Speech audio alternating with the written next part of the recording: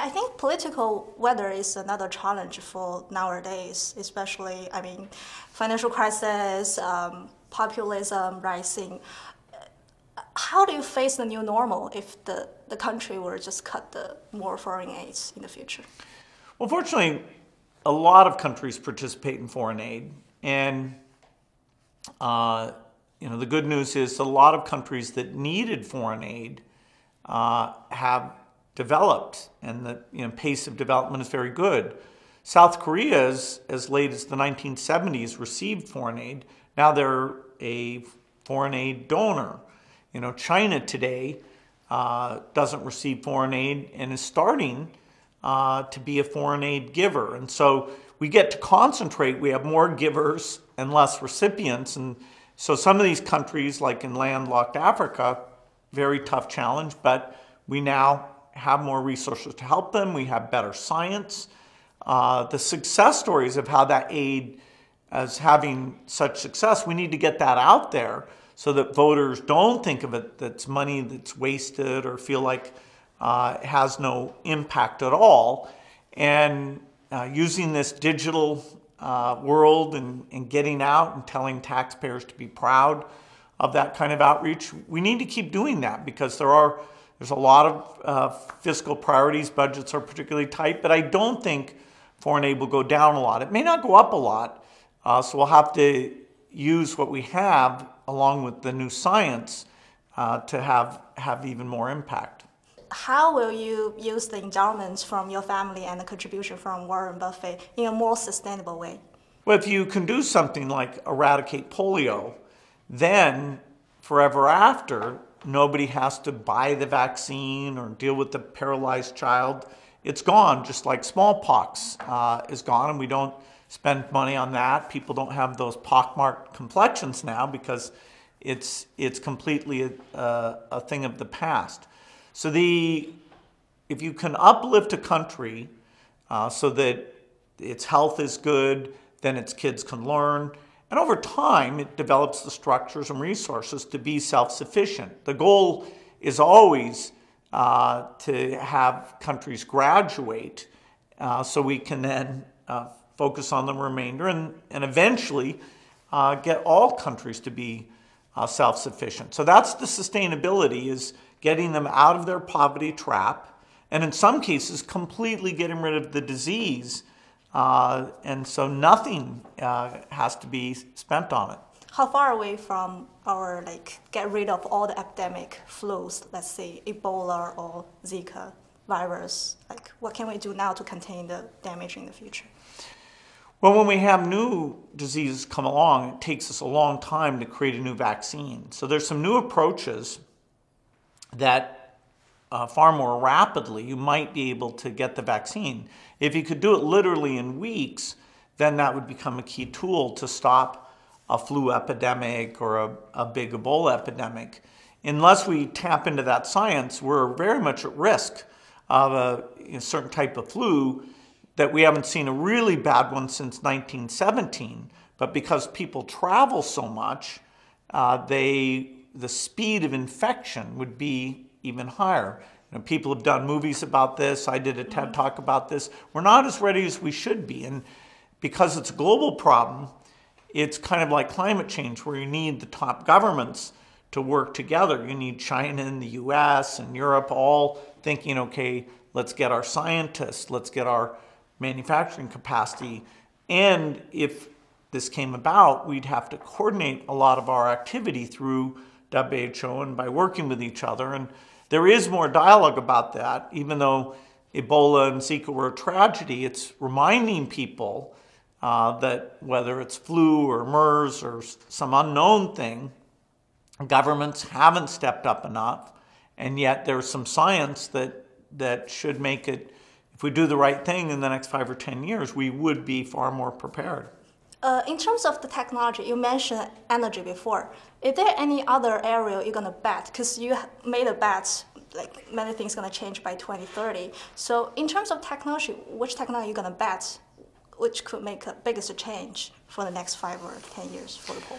Well, I work in the foundation where making vaccines easier and better that'll be a top priority for us because malaria, TB, HIV, we need phenomenal vaccines for those. Microsoft, of course, is be using AI to do magical digital things. And then in the energy space, we have a lot of paths, including a way of storing energy that's more inexpensive, but that's very hard to do. Making nuclear cheaper and safer with this 4th generation. So multiple ideas with the goal that we want energy that's less expensive and has none of these either local pollutants or the global pollutants, which are the greenhouse gases. If we look back for the previous 17 years, what the foundation could do different to accelerate the children's mortality, to accelerate its decline? Well, we've learned a lot about how do you get mothers to understand about taking their kids to vaccination, getting women's groups, and this is something my wife Melinda is very excited about, getting them to talk to each other. They can educate each other. If the Health Post is not doing a good job, then the women's voice collectively is strong enough to say, no, we demand that the vaccines be there, the worker be there. And so they're a very powerful force in these basic health issues. We didn't know that when we got started. We didn't know how to form a lot of the key partnerships. So we feel of all the things we've gotten done, our understanding, the strength of the organization, the partnerships are probably the biggest asset we have so that we can make even more progress between now and 2030 than we've made to date. So that's the methodology you want to introduce to the world of the philosophy to make it more efficient, maybe, to build this system. Yeah, and we're broadly encouraging more philanthropy. We're seeing in China and many other places a huge growth in philanthropy, and everybody brings their own ideas, and it's going to be great that now this money's going back to improve the world. Thank you so much, Bill. Thank you for joining us today. Thank you. Really appreciate it. In 2006, Warren Buffett announced to donate like 85% of its Berkshire Hathaway stocks to 5 different foundations, and most of that grants goes to Bill and Melinda Gates Foundation. Tell you the decision before the announcement, and was that a surprise to you? Well, I'd been good friends with Warren Buffett for a number of years, and he had given me advice about the foundation work. I was very excited about what we were doing, but his wife, Susie, was going to be in charge of giving away the money that he made. Tragically, she died, and so a few months after that, Warren said to us that he thought the most logical thing would be to make a major gift to our foundation. And it's the biggest gift anyone's given to anyone else's foundation. So it was quite stunning, even though we were close friends. And we were honored. It made us think, okay, we can be more ambitious. Warren told us to go out and take risk. And so now that's 10 years ago, and Warren thought it'd be great if we wrote to him about how we see the overall impact of the most generous act ever made. So during this 10 years, how do you report to Warren or discuss with him about all the development of the foundation annually? Well, we get to see Warren a lot, and he's a trustee, so we're coming together. But this is stepping back and saying, what did we expect at the time? What's gone better than we expected? And just the discipline going through this writing.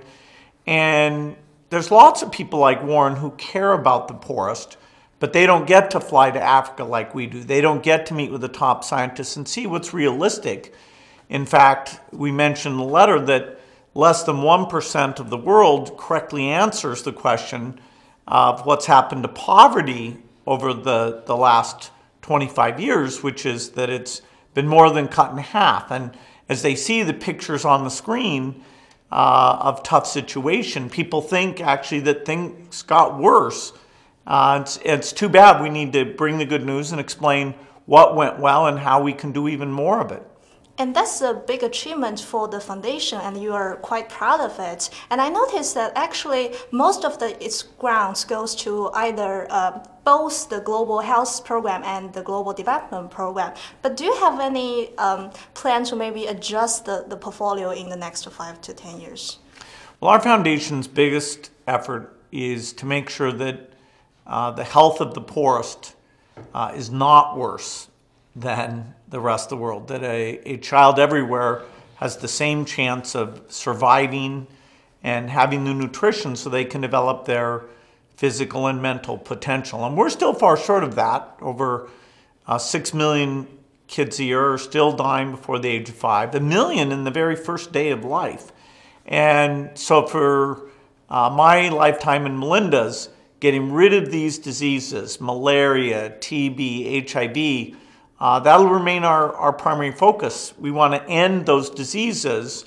The only one that's close to being ended is the polio disease, which paralyzes children. But you have to spend over $4 billion on average every year. Like, is that a burden to you? What if there's no good deal for a year? Well, certainly getting great vaccines out, helping to invent a vaccine for, say, HIV, those are unbelievable things, because as soon as you have that vaccine, you'll be saving millions of lives a year. So these global health investments we're making are really phenomenal. You know, it's like investing in a, Microsoft or Google. The returns are even higher in terms of the improving the human condition. The poorest, we often don't invest for them because there's not a market, and yet their needs are quite significant. And so we're going to stay focused on solving these health problems, and during our lifetime, we think we can largely solve them.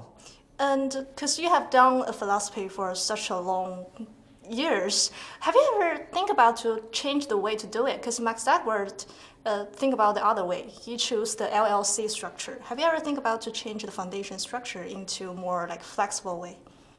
Well, that's kind of a complicated topic. There's many ways you can structure things.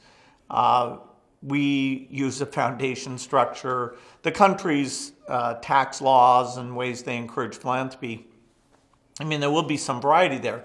At the end of the day, if you want to help the poor, you need to give grants. You need to give money so that those vaccines can get to them. Now, sometimes you'll have a product that, like an HIV vaccine, where it'll be used both in countries that can afford to pay for it and in countries that can't. And so you want to make sure you get private companies in to help you with that part where they do see the customers and you get their unique skills. So how you tap into the private sector, we're always looking and being creative about that, because in many areas, including making new vaccines, that's where a lot of the expertise is. So the structure of the foundation nowadays, you think, helps you to achieve the charitable goals you guys set? Certainly, we use a lot of approaches, mostly grants, but some investments to help the companies doing those new tools. Including in China, we're always looking for companies that might have products that can have those uses. I mean, you have different roles beyond the co-chair of this foundation. How do you manage your time? How much time you can spend in this foundation? My full-time work is the work with my wife Melinda on the foundation. I'm an advisor to Microsoft on some of their advanced technology. I enjoy that. That's maybe 15% of my time. I'm working in some energy areas, including breakthrough fourth-generation nuclear power company called TerraPower. I think the energy space is very important because of climate change. But the biggest thing is this foundation work. I'm getting out to all the partners, to Africa, to India, to see the impact of these big grants we're making and understand what's still needed. So how those field trip to South Africa change your views in life and the world, change your view to do the philanthropy? Well, for example, when I was in South Africa for the big AIDS conference last year, it was to understand why our current tools that help women prevent getting HIV infection, why they weren't using them. What was it about their side effects or the daily usage or the stigma? And therefore how we could change those tools and drop that infection rate. So I went out and met with lots of girls in these township families, and they talked to me about what choices they'd made and what kind of product changes might be attractive to them. And so the scientific agenda's got to be informed about what users are willing to do, how tough it is to get things delivered, and so it's that field work informs all the grants we're making. In the ending letter, you also told us a story like you get the permission of a baby's autopsy from his parents. How do you feel at that time? Well, I think it's awful that we don't know more about why young children die. In very rich countries, we do lots of investigation about death. But in the poor countries where over 90% of the younger our children deaths are, we don't investigate. So knowing what kind of infection we might have been able to prevent, we don't have that data. And people always said it would be too expensive and the mothers would never agree. So we had to design, using the latest tools, a very inexpensive way to do it, called minimally invasive autopsy. And then we went out and asked parents, could we look and see so that maybe in the future, in a similar situation, the child wouldn't die. And we got, surprisingly, very high acceptance to that. And so I, in the letter, talk about an autopsy where I actually was present to see and to figure out why this child had stopped breathing, because that was so sad for the mother. Yeah, but it helps the science to get to know the data. It could help more people in the poor country. Right, which is why the mother agreed that we should investigate. And first of all, I'd like to know how you became Melinda, today's Melinda. To choose a career in science is not many girls' choice. Did you inspired by anyone to choose computer science at Duke University? Well, thanks for having me, first of all, Summer. And I had a high school teacher who really inspired me. She was my math teacher in high school, and she was the first one to bring computers to our school. And she had a small group of girls who we volunteered to start programming, and I just got hooked. And she was a mom who was getting her own PhD at night, and she was single and raising 3 boys on her own. So she was a real inspiration to me that women could be good in math and computer science. I heard that your father also is a very open towards girls to study science. Absolutely. So my father worked on some of the early Apollo missions, the spacecraft missions. So cool. Yeah, and he always talked about at home the fact that his teams were better, his engineering teams, if he had a woman on them. And so the teams would reform every few years, and he would always try to attract some of the best female mathematicians or engineers to his team. So he completely thought that his 2 daughters, there were 2 girls in my family and then 2 boys, he thought the girls could equally be as good in the sciences as the boys could be. Oh, it's a very good family environment, but what about the workplace? I heard that you were the only one MBA student who entered Microsoft. There are 10 MBA students at that time. What's your early experience working amongst your male co-workers? Right, so in 1987 they had hired their first class of MBAs at Microsoft. There were 9 men and me. But my experience was actually very positive. I had worked around a lot of men in computer science. It was mostly all young men in college coding. And I had had that experience already, so it wasn't that different, to be honest, when I went to Microsoft. And what I learned to hone at Microsoft were my management talents. And I realized, again, that I really believed in these collaborative teams that had males and females on them, and that it was all of us pulling together towards a joint goal that we could create the best software. But what do you think about nowadays the environment in Silicon Valley? We all know that it seems not that equal, the male and female co-workers. So what do you think of that? Yes, so when I was in computer science in the late 1980s, graduating from Duke University, women were on the rise in computer science, just like in law and in medicine. And today, if you look at the legal profession or the medical profession, we graduate in the United States about equally, men and women, from law or medicine. But computer science was on the rise, and then it went down like this. And I think there are a whole host of reasons for that. Starting all the way in grade school, we We don't role model for girls that they can be good in computer science.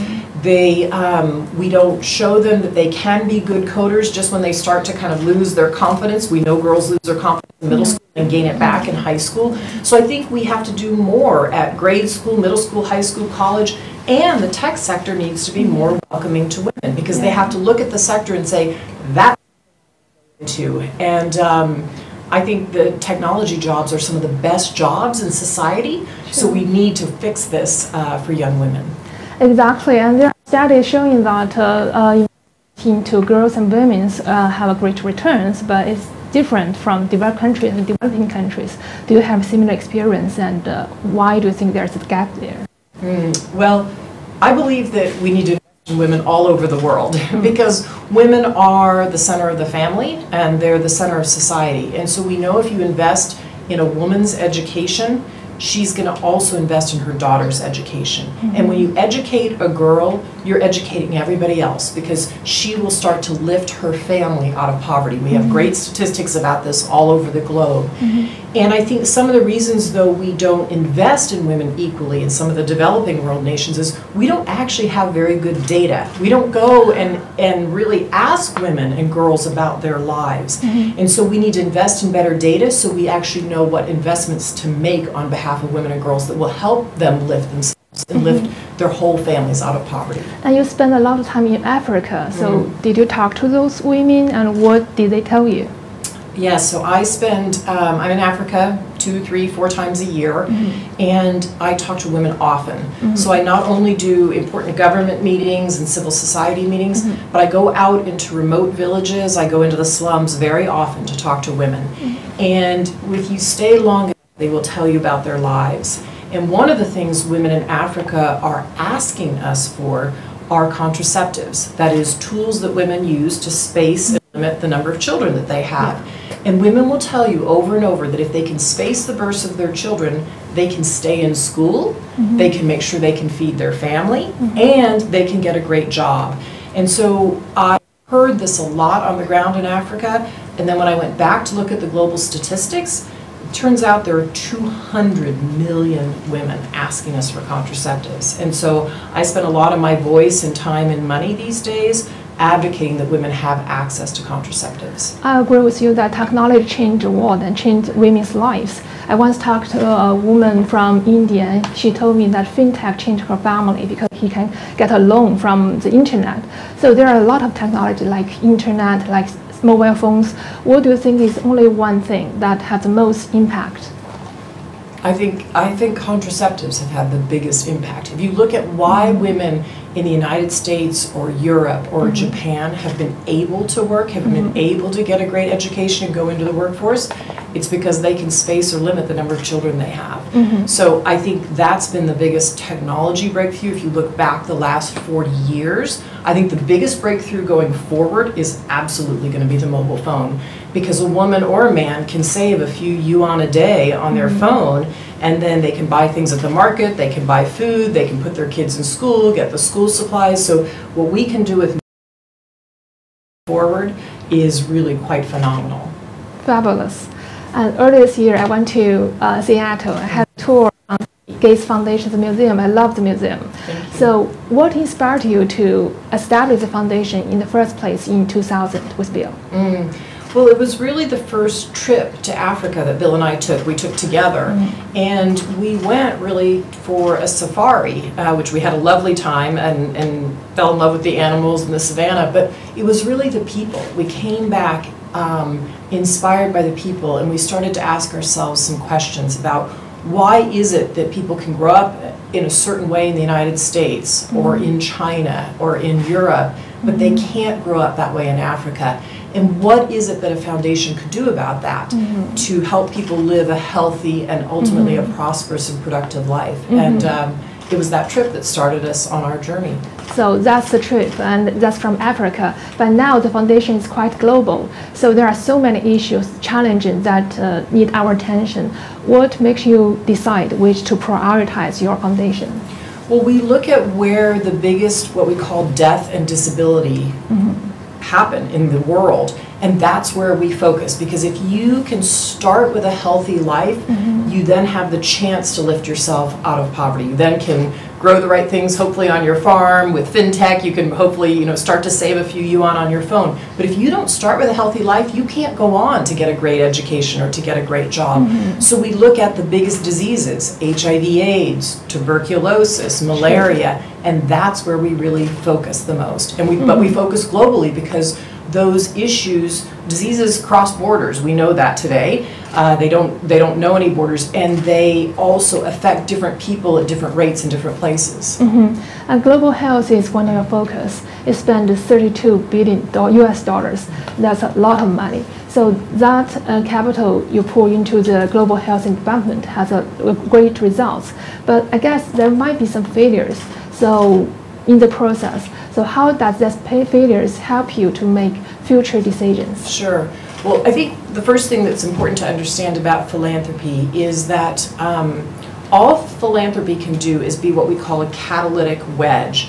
It can take pilot projects, it can take risks where sometimes a government can't or won't take a risk, it can shine light and move things forward. But everything we do at the foundation takes government money, huge government money, to scale it up. We even what looks enormous, 32 billion, that's nothing if you want to really tackle HIV/AIDS around the world or malaria. But absolutely, we are willing to take risks, and so we get failures. So if you'd asked Bill or me 10 years ago, would we have an HIV/AIDS vaccine by now, we would have said yes, and we don't.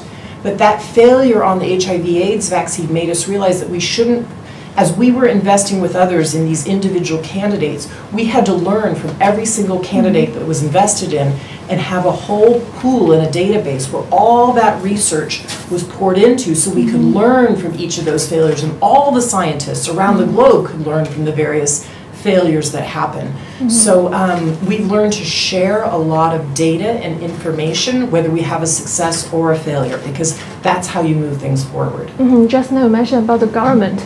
I guess that the Gates Foundation must leverage other resources like the government, like other private sectors. Can you give us an example of how you leverage other resources to help you to push forward your agenda? Sure, absolutely. Every single thing that we do is in partnership with civil society and the government. We do not have we don't have staff on the ground all over the world. So probably the best example I can give you is a public-private partnership that we helped start called the Alliance for Vaccines and Immunization. It's a huge pool of money that's private and public, mostly public. And because of that pool of money, we can go to vaccine manufacturers and say, work on diseases of the poor world, where there wouldn't normally be a vaccine market there. There's this pool of money that can pull the vaccines through. They know, hey, there's actually funding for these vaccines. So then they'll work on an HIV/AIDS vaccine or a malaria vaccine where there was no incentive before. And so that's just one example of how government funding will ultimately, it does buy hundreds of millions of vaccines that vaccine fund has purchased. And now there are over 6 million children alive because of that partnership. That's fabulous. So the Gates Foundation is quite unique around the globe. So how do you and Bill contribute to those uniqueness? Well, I think it's both the optimistic nature we have, we see where the world is going, and this ability, this belief that you have to constantly learn and constantly change, and that it's this belief in the innovations that have come and are coming along, and how do we apply those innovations in ways that can serve everyone, not just the high end of society, but absolutely everyone. So a perfect example is the mobile phone, right? There's still a pretty big gap between poor women in remote rural areas getting mobile phones. We need to make sure that mobile phones are ubiquitous and everybody gets them, because again, when a woman can get that money in her hands, if her husband gets a job and can send some yuan home, or she gets a few yuan that she's saving off of her farm, she then has her own account and her own money. And when you get money in the hands of women, it changes everything inside of her family. True. And so I think that's just one way that we try to take these innovations and make sure that they're spread equally for everybody. I'm quite interested in